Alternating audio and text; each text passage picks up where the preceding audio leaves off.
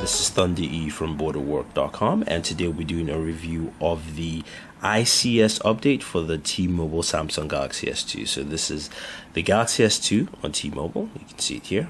It says it right there at the back.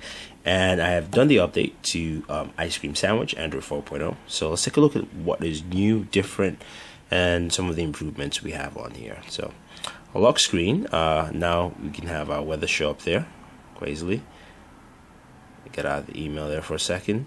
So your layout still looks the same. It's TouchWiz on top of ICS. You do have, of course, your quick scroll feature on there, and everything looks pretty similar. We've got a faster response and just more smoothness in the overall OS overlay. So let's take a quick look. We hit the menu button. We go into settings. In our settings layout, you can see it's more detailed to what you have in most Ice Cream Sandwich devices. You can see sections for wireless, sections for device, sections for personal, system, and it's good about phone. So let's see what we have here. You can see it's running Android 4.0.3. I'm going to bring this up closer so you guys can see that clearly. Model number of the device, base number, so on and so forth. So this was done with the keys errors update. If you guys need to do that update, I have a video. You can check that out and see how to do the keys errors update. So you see the video in the right hand corner right there. Yep. So you can do that. So anyway, let's go in and take a look at what we have here. So since this is Android 4.0, what benefits do you have here? If you hold down the home key, you have your multitask button. You can see I can easily scroll through my multitask menu. I can go to, say, search. I can swipe that out. I can swipe this out. I can close any task, or I can jump into anything I want to jump into.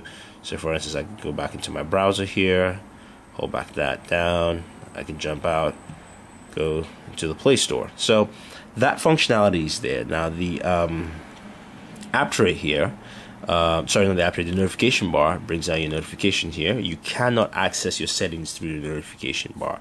It's strictly easiest way to access your settings is to hit the menu button, and you have options for your settings, your wallpaper, your search, your notifications, so on and so forth in there. Now, of course, you do have the search option here at the very, which once you do the update, this will be placed onto your desktop, or you can still hit the search button on your Galaxy S2. Now, people wonder what are the other things. You can see there. You can see the battery notification. You can actually get a percentage bar for that too. Now, battery life on this device has been again, I've only had it literally for it came out 11 p.m. last night. Took me about 30 minutes for me to update, so I've only had it for running and fully functioning after charge for about maybe 6 or 7 hours, and it's worked out fine. The battery, I had terrible battery life with the Galaxy S2 before ICS. It's much better. It seems much better, and also the power saving modes are there, which adds a lot of more benefit to your device. Now, one thing I did notice, you know how in Android 4.0, if you want to make a folder, it's very easy by just dragging an application to another app, or app icon to another app icon, and you make a folder. You can't do that on the T-Mobile Galaxy S2. So if I hold that down, I bring this here. Nope, cannot create a folder. What I have to do is actually hit menu, go to add, and then I add a folder, which I am disappointed that Samsung did this and didn't actually update it like they have with the Galaxy S3 TouchWiz version there. So I do have to kind of drag and drop to create my folders. As you can see, it's not similar to what you have, say, with the Amaze 4G on HTC. If you check out the camera, camera itself hasn't changed much. You still see the same camera layout. Most of the functionality is still the same as what you have. One thing most people will note is that the general functionality still feels the same as you find with TouchWiz on Android 2.3. What you will get is a faster, smoother experience. You also will get better battery life.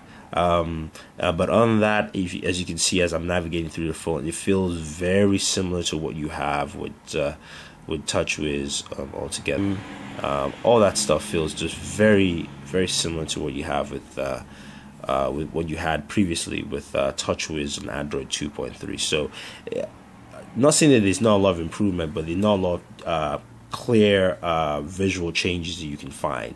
It's very underlined, very structural, if you will, for ICS or Android 4.0 on the T-Mobile Galaxy S2.